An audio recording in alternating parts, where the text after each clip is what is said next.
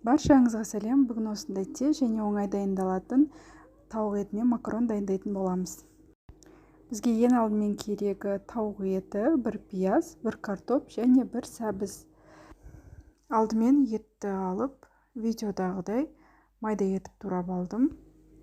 Тауық еті болмаса, басқа ет алсаңыздар да болады, немесе орнына фарш алып қоссаңыздар болады. Өте тез дайындалатын тағам. Түскі асқа немесе кешкі асқа дайындап көрсеңіздер болады.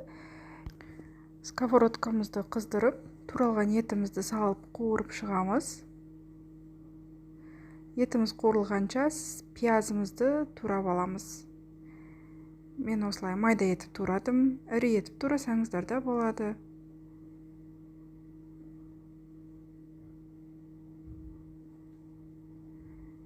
Енді пиязымызды үстінен саламыз. Бірге араластырып қуырып шығамыз.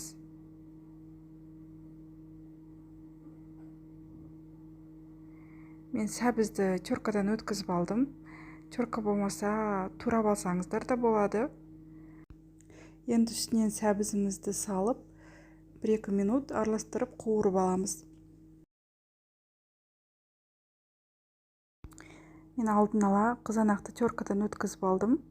Сол қызанақты салып, тағы араластырып қуырып шығамыз.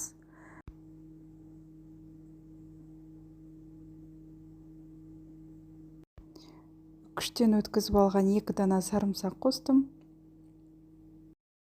1 шай қасық томат пастасын қостым. Тағы да жақсылап араластырып қуырып аламыз.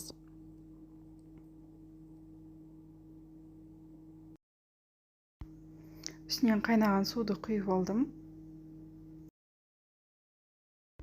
Мен енді 1 шай қасық зира қостым. 1 шай қасық дәмдеуіш қостым. Өз қалауларыңызша қоссаңыздар болады, өздеріңізге ұнаған дәмдеуіштен. Бірақ маған осы зира қосқан қатты ұнайды, қосып дәмін көрсеңіздер болады. Енді картопымызды алдын ала турап, салып, қосып, араластырып, бетін жауып, бір 30-20 минутқа қойып пісіріп аламыз.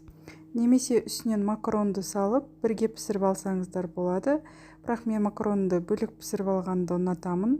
Сондықтан қайнап тұрған суға макаронды салып, бір 15-20 минуттай пісіріп аламын. Дәміне қарай тұз қосып аламыз.